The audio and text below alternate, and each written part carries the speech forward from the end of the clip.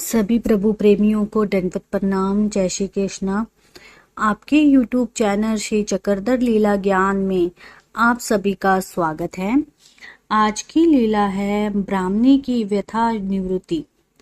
एक ब्राह्मणी प्रतिदिन जैन मंदिर के सामने वाले पीपल में जल चढ़ाने आया करती थी और वहां क्षण भर ठहर कर भगवान के दर्शन कर लेती थी।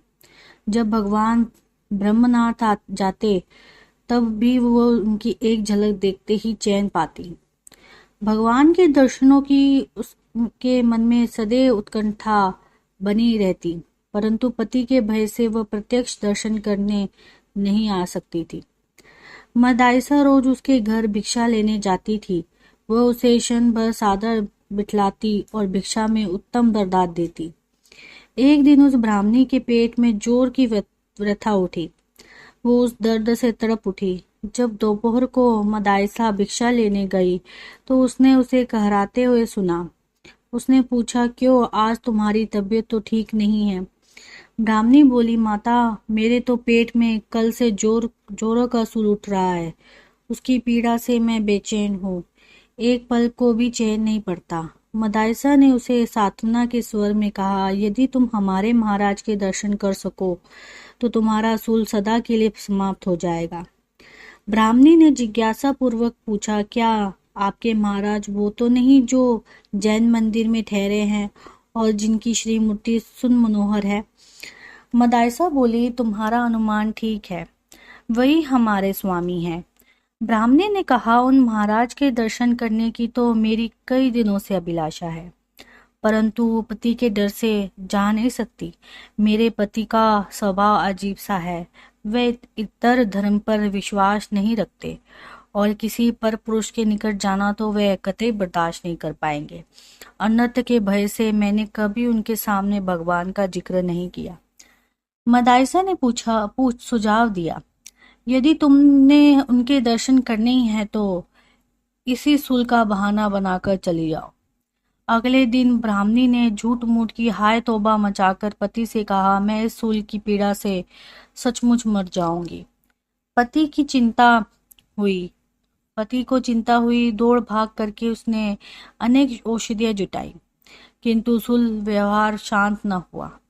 इस पर उसकी स्त्री ने झिझकते हुए उससे कहा, मुझे ऐसा लगता है अगर तुम मुझे जैन मंदिर में ठहरे उन महाराज के दर्शनों को ले चलो तो शायद मैं ठीक हो जाऊं। पति पहले तो कुछ देर तक सोचता रहा, फिर बोला, भला ये कौन बड़ी बात है, चलो तुम्हें अभी ले चलता हूँ। स्त्री की स्वीकृति मिलने पर वह बाजार गया और भगवान को दर्शन में भेंट करने के लिए नारियल तथा कुछ फल ले आया। कुछ सोचकर नारियल तो उठाकर स्त्री ने तुलाई की तरह में दबा दिया और तैयार होकर दोनों दर्शनों को चल दिए। थोड़ी दूर जाने पर ब्राह्मणी ने कहा, पतिवर, नारियल तो तुलाई में ही रह गया है। पति ने कहा, कोई बात नहीं, तुम धीरे धीरे चलो, मैं तब तक लपक कर नारियल ले आता हूँ। स्त्री जल्दी से चलकर भगवान के दर्शनों को जा पहुंची।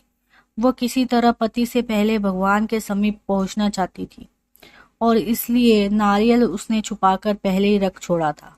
स्वामी के समीप पहुंचकर उसने नमस्कार किया और उनके पान का प्रसाद मांगकर खा लिया और श्री चरणों के निकट बैठ गई।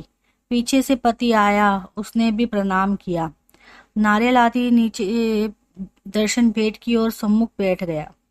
ब्राह्मण ने प्रार्थना पूर्वक भगवान की सेवा में निवेदन किया, भगवान, मेरी इस ब्राह्मणी को उदर सूल की बीमारी है जिससे इसे असह्य कष्ट होता है।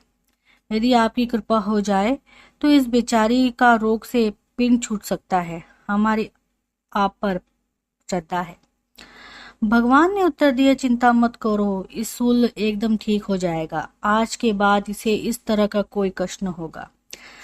जाती बार बाईसा ने उसे पुनः भगवान का चरणामृत तथा पान का प्रसाद दिया। इससे वो रोग मुक्त हो गई। दूसरे दिन मदाइसा के आने पर उसने कहा, माता, आप भगवान के लिए एक पदार्थ रोज मेरे यहाँ से अवश्य ले जाया करें। इस प्रकार रोज उसका एक पदार्थ लाकर मदाइसा भगवान को अवश्य खिलाती। सभी प्रभु प्रेमियों को दंडवत प्रणाम। जय श्री कृष्ण।